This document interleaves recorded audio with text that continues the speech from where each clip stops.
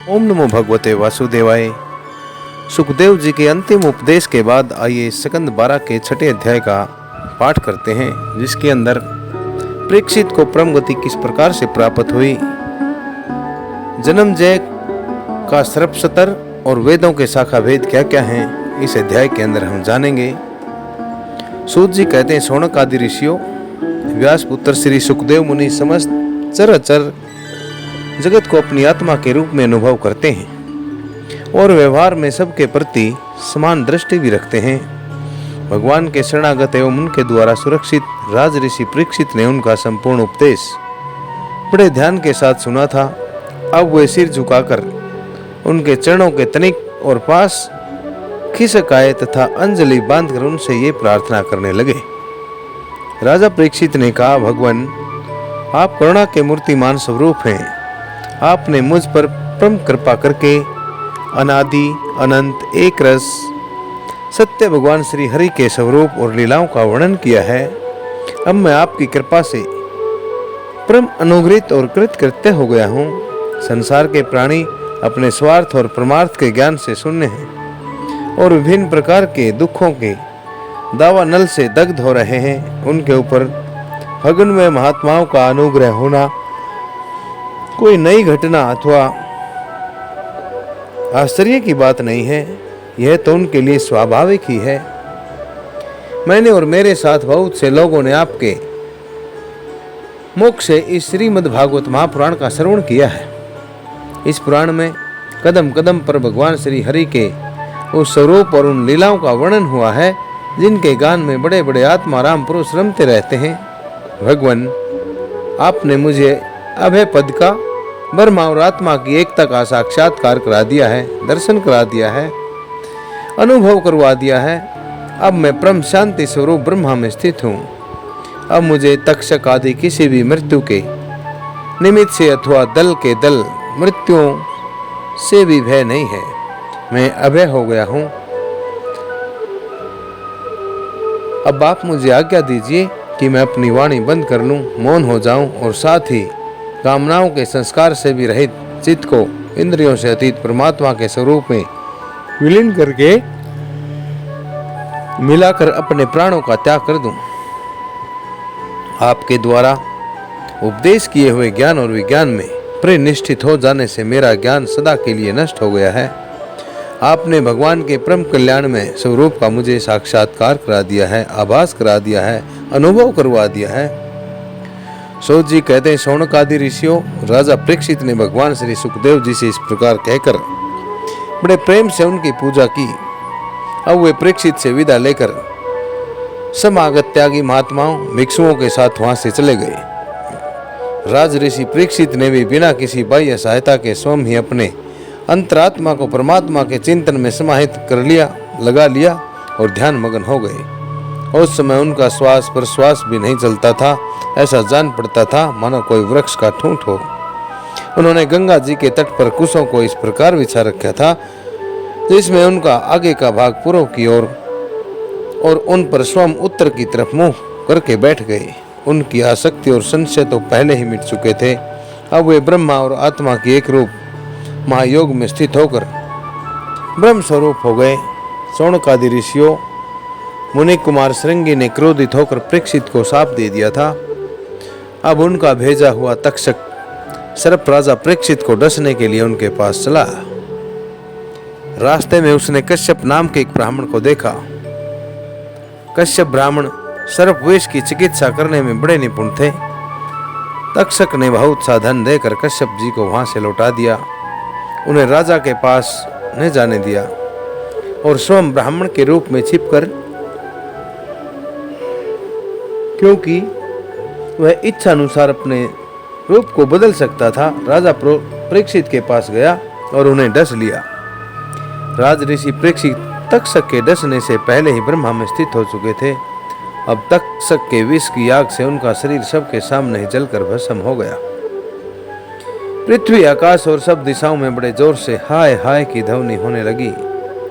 देवता, असुर, मनुष्य आदि सब के सब परीक्षित की यह परम गति देखकर बड़े आश्चर्यचकित हो गए।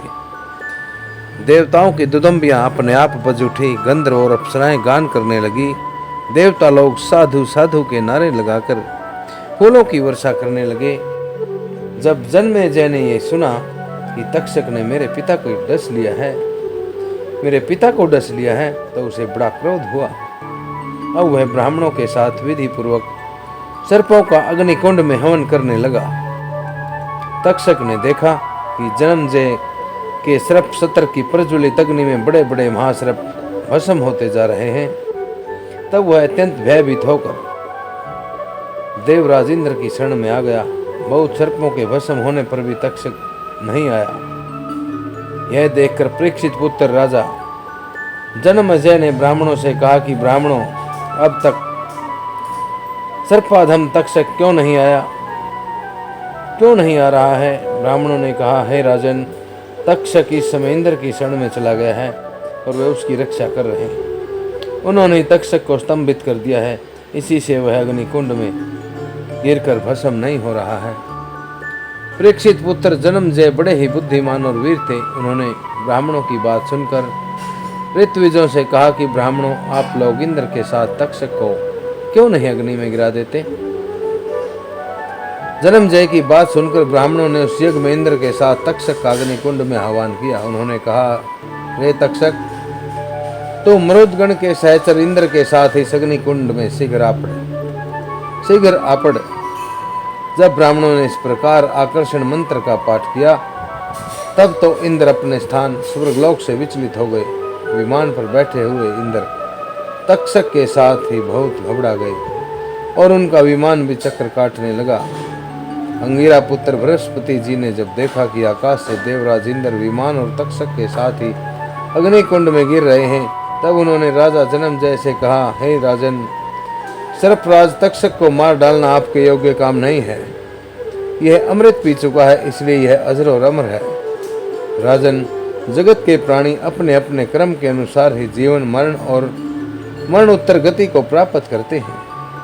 कर्म के अतिरिक्त और कोई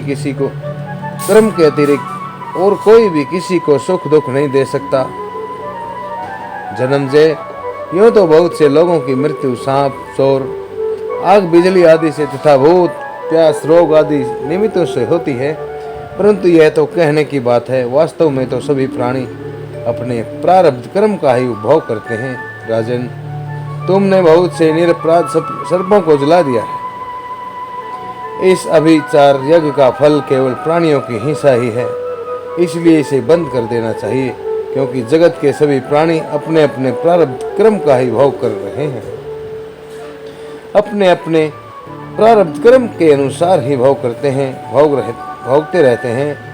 सूत जी कहते हैं, शौनक आदि ऋषियों, मैं ऋषि बृहस्पति जी की बात का सम्मान करके जन्मेजय ने कहा, आपकी आज्ञा सिरोधार्य है। उन्होंने सर्प सत्र को बंद कर दिया और देवगुरु बृहस्पति जी की विधि पूर्वक पूजा की। ऋषिगण, जिससे विद्वान ब्राह्मण को भी क्रोध आया। राजा को शाप हुआ, मृत्यु हुई। फिर जन्मेजय को क्रोध आया, सर्प मारे गए। यह वही भगवान विष्णु की महामाया है। यह अनिर्वचनीय है, अर्थात इसका वर्णन नहीं किया जा सकता। इसी से भगवान के स्वरूपभूत तीव्र क्रोध आदि गुण वृत्तियों के द्वारा शरीरों में मोहित हो जाते हैं, एक दूसरे को दुख देते और भोगते हैं और अपने प्रियतन से इसको निवृत्त नहीं कर सकते। विष्णु भगवान के स्वरूप का निश्चय करके उनका भजन करने से ही माया से निवृत्ति होती है। इसलिए उनके स्वरूप का निरूपण सुनो।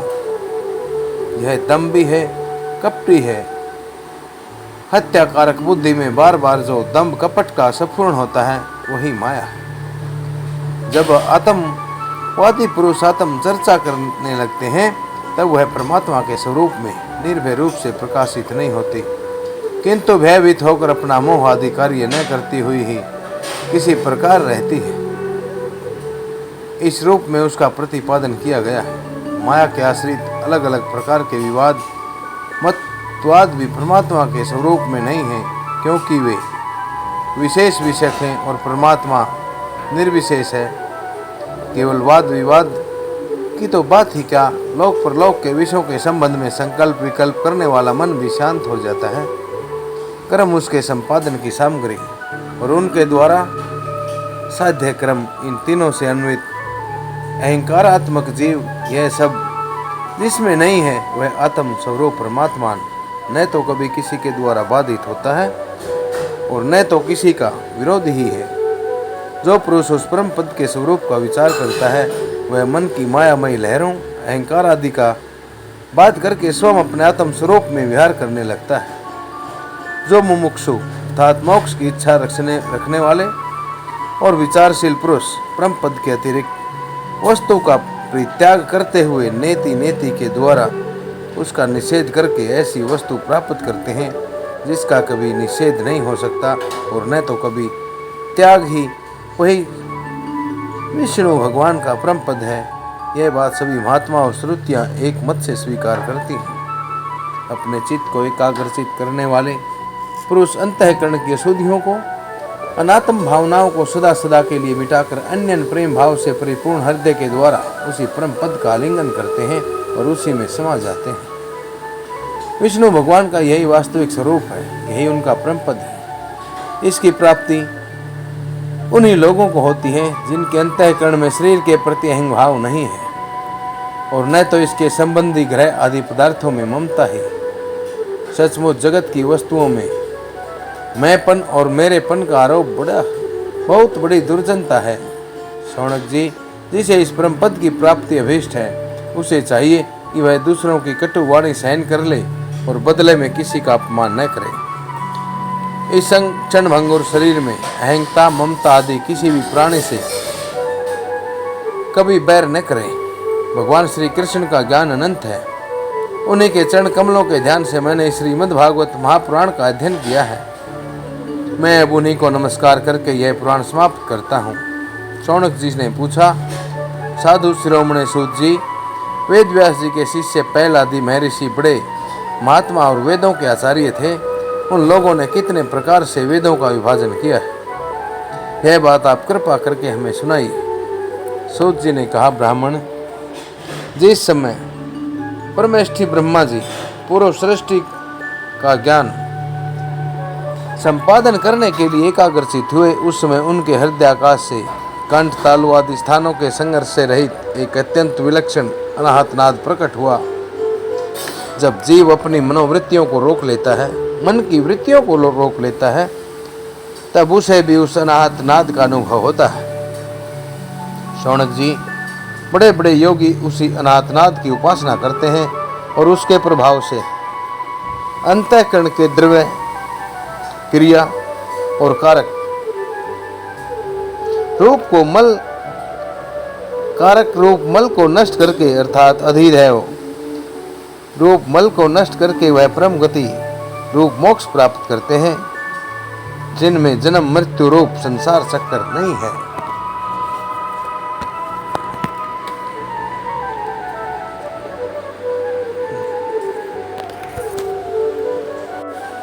उसी अनाहत नाद से ए कार, उकार और मैं कार रूप तीन मात्राओं से युक्त ओंकार शब्द प्रकट हुआ। इस ओंकार की शक्ति से ही प्रकृति अव्यक्त से व्यक्त रूप में परिणत हो जाती है, बदल जाती है। ओंकार स्वयं भी अव्यक्त एवं अनादि है और परमात्म स्वरूप होने के कारण स्वयं प्रकाश भी है। जिस परम वस्तु को भगवान ब्रह्मा और परमात्मा के नाम से कहा जाता है, उसके स्वरूप का बोध भी ओंकार के द्वारा ही होता है। जब श्रवण इंद्रियों की शक्ति लुप्त हो जाती है, तब भी अर्थात जब ओंकार स्वयं भी अव्यक्त एवं अनादि है और परमात्म स्वरूप होने के कारण स्वयं प्रकाश भी है, जिस परम वस्तु को भगवान ब्रह्मा और परमात्मा के नाम से कहा जाता है, उसके स्वरूप का बोध भी ओंकार के द्वारा ही होता है। जब श्रवण इंद्रियों की शक्ति लुप्त हो जाती है, तब भी इस ओंकार को समस्त अर्थों को प्रकाशित करने वाले स्फोट तत्व को जो सुनता है और सुषुप्ति एवं समाधि अवस्थाओं में सबके अभाव को भी जानता है, वही परमात्मा का विशुद्ध स्वरूप है। वही ओंकार परमात्मा से हृदय आकाश में प्रकट होकर वेद रूपा वाणी को भी व्यक्त करता है। ओंकार अपने आश्रय परमात्मा पर ब्रह्मा का साक्षात वाचक है और ओंकार ही संपूर्ण मंत्र, उपनिषद और वेदों का सनातन बीज है। शौनक जी, ओंकार के 3 वर्ण हैं, ए, उ और मैं। ये ही तीनों वर्ण सत्व, रज और तम, इन 3 गुणों, ऋक्, यजुः, साम, इन 3 नामों, भू, भुवः, स्वः, इन 3 अर्थों, और जागृत, स्वप्न और सुषुप्ति, इन 3 वृत्तियों के रूप में 3-3 की संख्या वाले भावों को धारण करते हैं। इसके बाद सर्वशक्तिमान ब्रह्मा जी ओंकार से ही अंतःस्थ अर्थात ये, रे, ले, वे, उसमें से है स्वर, ऐसे औ तक, स्पर्श, कैसे मैं तक तथा ह्रस्व और दीर्घ आदि लक्षणों से युक्त अक्षर सामान्य अर्थात वर्णमाला की रचना की। उसी वर्णमाला द्वारा उन्होंने अपने 4 मुखों से होता, अर्धव्यू, उद्गाता और ब्रह्मा, इन 4 ऋत्विजों के क्रम बतलाने के लिए ओंकार और व्याहृतियों के सहित 4 वेद प्रकट किए और अपने पुत्र ब्रह्म ऋषि मरीचि आदि को वेद अध्ययन में कुशल देखकर उन्हें वेदों की शिक्षा दी। वे सभी जब धर्मों का उपदेश करने में निपुण हो गए तब उन्होंने अपने पुत्रों का उनका अध्ययन करवाया। उसके बाद उन्हीं लोगों के नैष्ठिक ब्रह्मचारी शिष्य पर शिष्यों के द्वारा चारों युगों में संप्रदाय के रूप में वेदों की रक्षा होती रही। द्वापर के अंत में महर्षियों ने उनका विभाजन भी किया। जब ब्रह्मवेत्ता ऋषियों ने देखा कि समय के फेर से लोगों की आयु, शक्ति और बुद्धि कमजोर हो गई है, अक्षीण हो गई है, तब उन्होंने अपने हृदय देश में विराजमान परमात्मा की प्रेरणा से वेदों के अनेकों विभाग कर दिए। शौनक जी, इस वैवस्वत मनवंतर में भी ब्रह्मा, शंकर आदि लोकपालों की प्रार्थना से अखिल विश्व के जीवन दाता भगवान ने धर्म की रक्षा के लिए महर्षि पराशर द्वारा सत्यवती के गर्भ से अपने अंश कला स्वरूप व्यास के रूप में अवतार ग्रहण किया। परम भाग्यवान शौनक जी, उन्होंने ही वर्तमान युग में वेद के 4 विभाग किए। जैसे मणियों के समूह में से विभिन्न जाति की मणियां छांट कर अलग अलग कर दी जाती हैं, वैसे ही महामति भगवान व्यास देव ने मंत्र समुदाय से भिन्न भिन्न प्रकरणों के अनुसार मंत्रों का संग्रह करके उनसे ऋग, यजुः, साम और अर्थो, ये 4 संहिताएं बनाई और अपने 4 शिष्यों को बुलाकर प्रत्येक को एक एक संहिता की शिक्षा दी।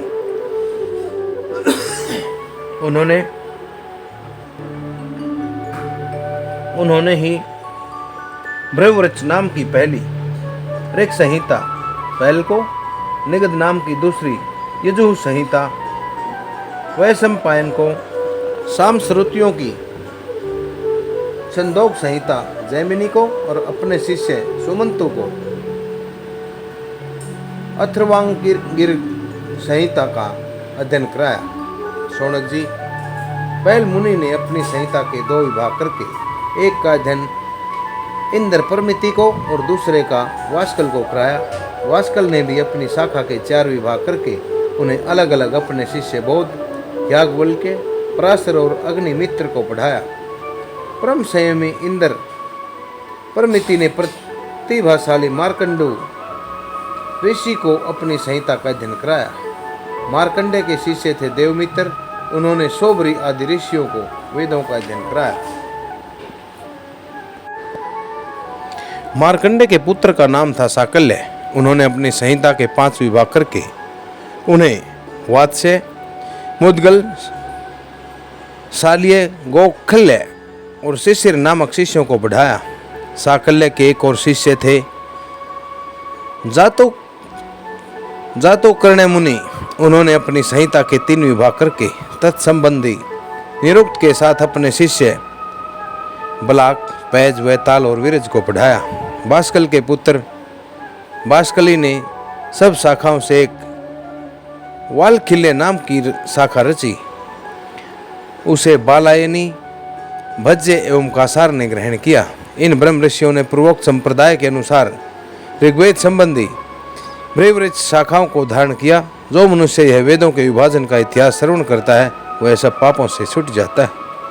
शौनक जी, वैशंपायन के कुछ शिष्यों का नाम था चरकाध्रवियु।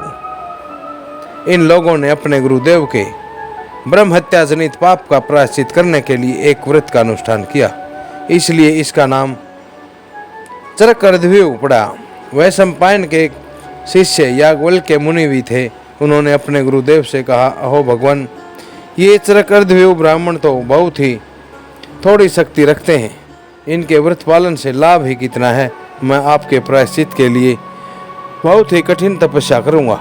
याज्ञवल्क्य मुनि की यह बात सुनकर वैशंपायन मुनि को क्रोध आ गया। उन्होंने कहा, बस बस चुप करो, तुम्हारे जैसे ब्राह्मणों का अपमान करने वाले शिष्य की मुझे कोई आवश्यकता नहीं है। देखो, अब तक तुमने मुझसे जो कुछ अध्ययन किया है उसका शीघ्र से शीघ्र त्याग कर दो और यहाँ से चले जाओ। याज्ञवल्क्य जी देवरात के पुत्र थे। उन्होंने गुरु जी की आज्ञा पाते ही उनके पढ़ाए हुए यजुर्वेद का वमन कर दिया और वे वहाँ से चले गए। जब मुनियों ने देखा कि याज्ञवल्क्य ने तो यजुर्वेद का वमन कर दिया, तब उनके चित्त में इस बात के लिए बड़ी लालच हुआ कि हम लोग किसी प्रकार इसको ग्रहण कर लें, परंतु ब्राह्मण होकर उगले हुए मंत्रों को ग्रहण करना अनुचित है। ऐसा सोचकर वे तितर बन गए और उस संहिता को चुग लिया। इसी से यजुर्वेद की वह परम रमणीय शाखा तैत्तिरीय के नाम से प्रसिद्ध हुई। तैत्तिरीय के नाम से। शौनक जी, अब याज्ञवल्क्य ने सोचा कि मैं ऐसी श्रुतियां प्राप्त करूं जो मेरे गुरु जी के पास भी न हो। इसके लिए वे सूर्य भगवान का उपस्थान करने लगे। याज्ञवल्क्य जी इस प्रकार उपस्थान करते हैं, मैं ओंकार स्वरूप भगवान सूर्य को नमस्कार करता हूँ। आप संपूर्ण जगत के आत्मा और काल स्वरूप हैं। ब्रह्मा से लेकर तण पर्यंत जितने भी जरायु, जंडज, स्वदेज और उद्भिज 4 प्रकार के प्राणी हैं, उन सब के हृदय देश में और बाहर आकाश के समान व्याप्त रहकर भी आप उपाधि के धर्मों से असंग रहने वाले अद्वितीय भगवान ही हैं। आप ही अक्षण, लव, निमेष आदि अव्यों से संगठित संवत्सरों के द्वारा एवं जल के आकर्षण विकर्षण आदान प्रदान के द्वारा समस्त लोगों की जीवन यात्रा चलाते हैं। प्रभु, आप समस्त देवताओं में श्रेष्ठ हैं। जो लोग प्रतिदिन तीनों समय वेद विधि से आपकी उपासना करते हैं, उनके सारे पाप और दुखों के बीजों को आप भस्म कर देते हैं। सूर्यदेव, आप सारी सृष्टि के मूल कारण एवं समस्त ऐश्वर्यों के स्वामी हैं। इसलिए हम आपके इस तेजोमय मंडल का पूरी एकाग्रता के साथ ध्यान करते हैं। आप सबके आत्मा और अंतर्यामी हैं। जगत में जितने चराचर प्राणी हैं, सब आपके ही आश्रित हैं। आप ही उनके अचेतन मन, इंद्रिय और प्राणों के प्रेरक हैं।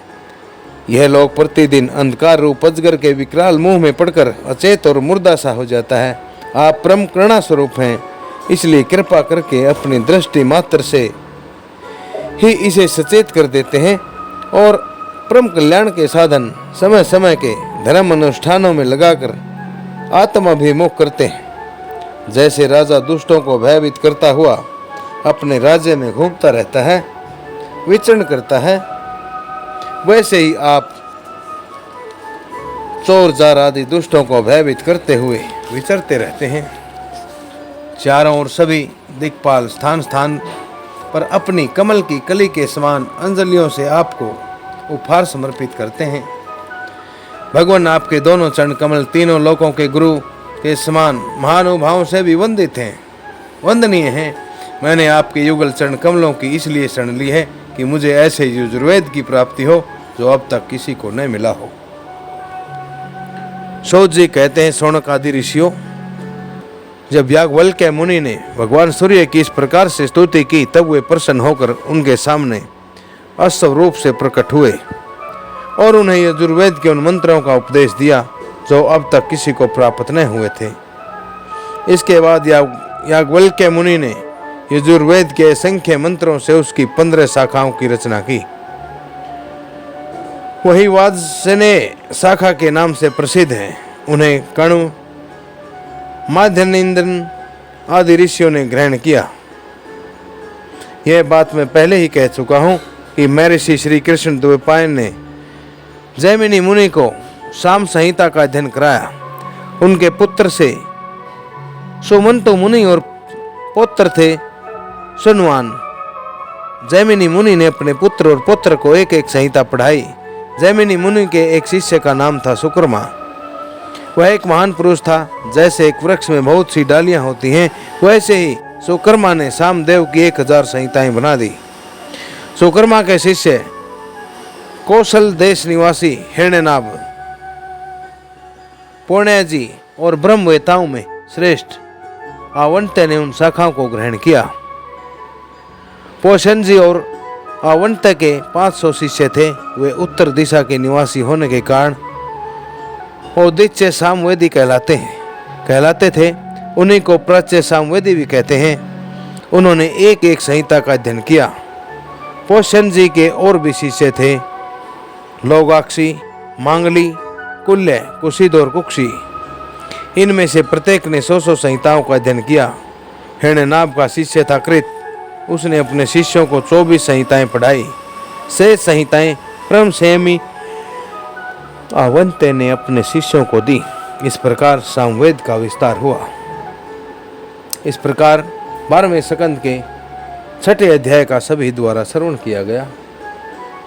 कृपा सुनते रहें, सुनाते रहें तथा ओम नमो नारायण चैनल, जो पूर्ण रूप से सनातन कथाओं के लिए समर्पित है, अवश्य सब्सक्राइब करें ताकि सनातन धर्म का प्रचार और प्रसार लगातार रूप से चलता रहे। इन्हीं शब्दों के साथ आप सभी को नरेंद्र कौशिक का ओम नमो भगवते वासुदेवाय। अगले अध्याय में 7वें अध्याय में हम सुनेंगे अर्थवेद की शाखाएं और पुराणों के लक्षण।